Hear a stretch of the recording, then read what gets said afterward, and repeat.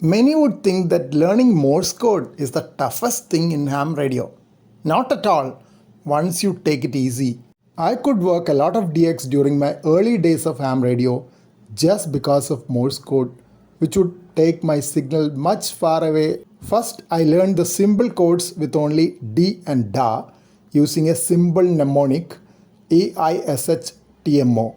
E is just a dit, while I is didit. S is didit. H is dididit.